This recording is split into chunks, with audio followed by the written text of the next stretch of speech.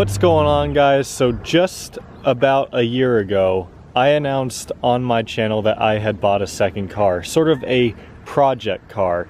Now, a lot of you thought that it was a Saab and immediately hated this car because it wasn't a Saab, despite me straight up telling you guys it wasn't a Saab before I revealed it.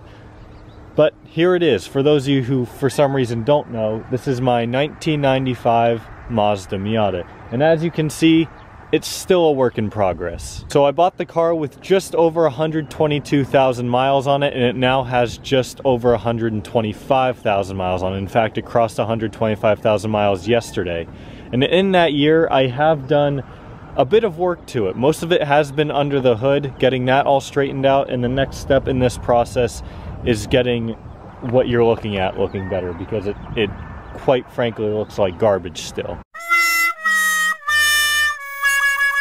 So in the title of this video, I said that basically this car has been a nightmare for me, and that might be a bit of an exaggeration. Now, this car has had overheating problems its entire life, or I should say its entire time I've owned it, up until about 2 months ago, when I finally just completely overhauled the cooling system and upgraded all of it. Since then, it's been flawless. But outside of that, there are other problems with this car that have given me a headache, and I realize more and more that this is a project car. So for those of you who have been following this car on my channel, you'll know that it broke down shortly after I bought it. I took it up to Pavilions, one of the radiator hoses busted, and I lost all my coolant. Obviously, with no coolant, you can't drive it home. I had to tow it back, and then we replaced the thermostat, the radiator cap, and the radiator hoses, or just the one that had broken, with it all OEM. Actually, the radiator cap was aftermarket,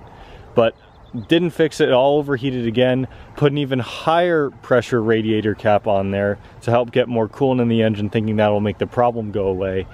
And that just causes the radiator hose to bust again, meaning it needed to be towed again, where it then sat for a while. I was a little bit pissed off that it kept overheating. I'm just like, whatever, it's just gonna be done for a little bit. And then I got contacted about some new parts for the car. A company by the name of Oxbeam generously sent me out, or gave me a good discount on nicer headlights. The headlights that I have on here are actually Jeep headlights. The 7-inch in diameter, it's the same exact size as a Jeep headlight. And these are extremely, extremely bright. I mean, these are just the normal beams right now. I can put the high beams on and it'll probably blind you through the screen. There's also the halo ring around there, which I still haven't hooked up. I've been very lazy on that. And then shortly after that, I saw a great deal on Craigslist for some nicer wheels. Now, the wheels that I had were actually the lightest wheels that Mazda offered from factory, but they were quite hideous and the tires on them were garbage. So I bought these with basically brand new tires on them for $250. Now, this one isn't very bad, but some of them do have quite a bit of curb rash on them. They're not as bad as I initially thought, but still, they do need to be restored to look much better. And these are probably my favorite Miata wheels from the first 2 generations. So after I did those 2 little upgrades or changes or whatever you want to call it, I finally decided, yeah, I should probably get to work on actually making this thing run right. So I went to Mishimoto. I bought a 3-row radiator from them, and the fan shroud, as well as the hoses.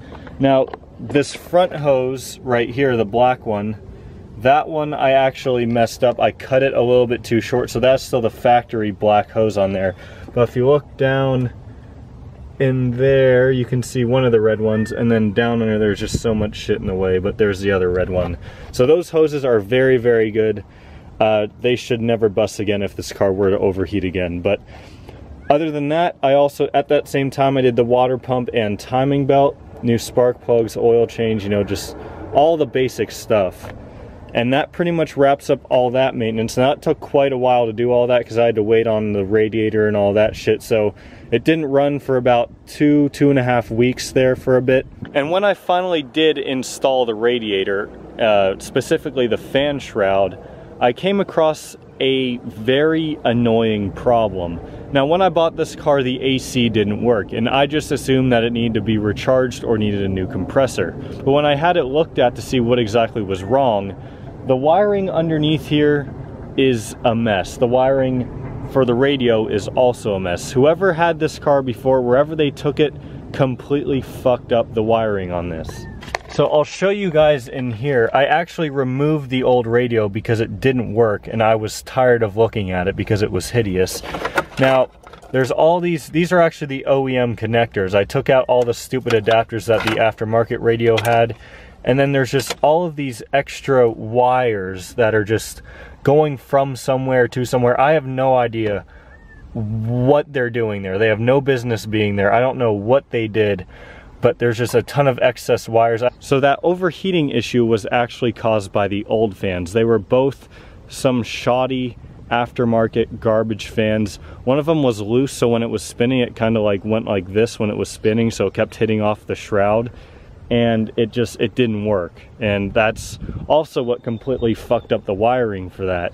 So that's why it overheated in the first place, was those fans. Of course, I just decided to replace the stock Mazda radiator with a nice bigger one as well, just to be extra careful with air. So that was the big wiring issue inside the car. Now in here there was also another wiring issue regarding the fan. So of course there are two fans here.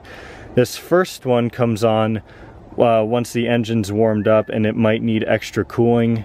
Just the radiator might need some help. This will come on, and that one hooked up just fine.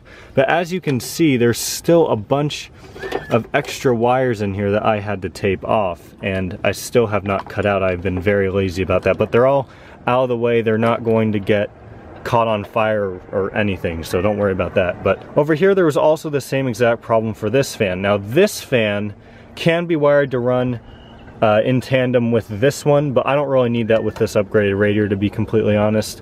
So this one is actually for the AC, and this is why my AC wasn't working, because I could not plug this one in. So I went ahead, paid someone to fix that, because I'm never going to mess with wiring in my life. It just scares me. And that mess on this side is solved. All that squared away the car mechanically. It's completely good now.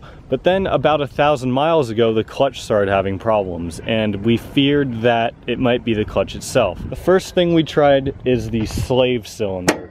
Now there's a slave and master cylinder for the clutch.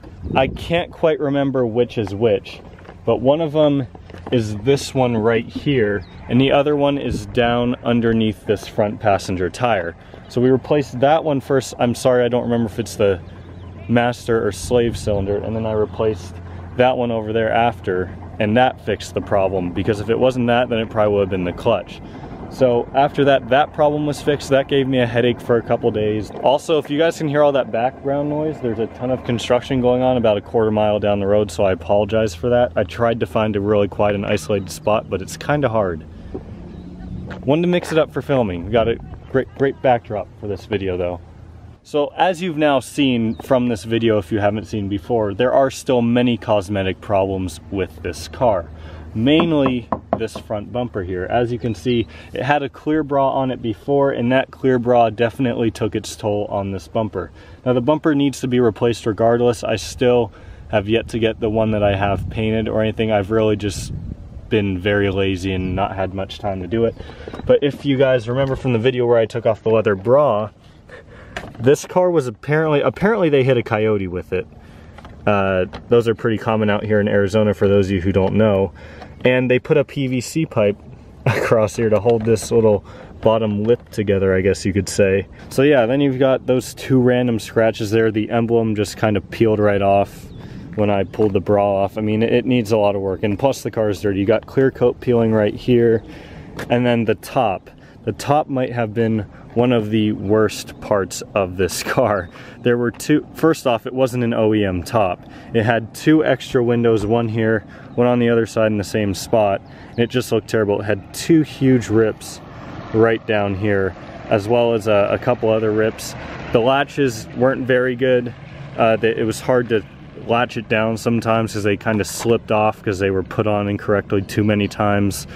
So that was also an eyesore. So I got this top with the frame for $75, and as you can see, it's still not perfect. It's got this on both sides, a little tear right here on both sides, but definitely much better.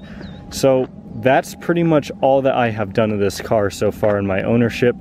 It hasn't really been given much attention for the most part. If you guys would like to see me film more with this car, please let me know down below in the comments, because in all honesty, this car does not get the same attention that my Saab videos or my other videos get on the channel. It just doesn't get the same amount of views. But if you guys would like to see more of this car, for those of you that do like it, because I know there are still a lot of you out there who do, give this video a thumbs up and let me know down below in the comments, so that way I can bring you guys the content that you want to see. For those of you who might be getting the assumption that these cars are unreliable now at this point in the video, do not think that. These cars are very, very reliable when you take care of them and when you don't mess with it like this one's been messed with.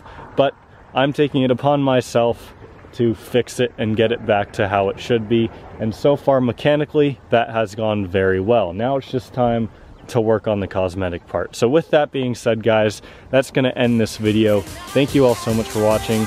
I'll see you next time.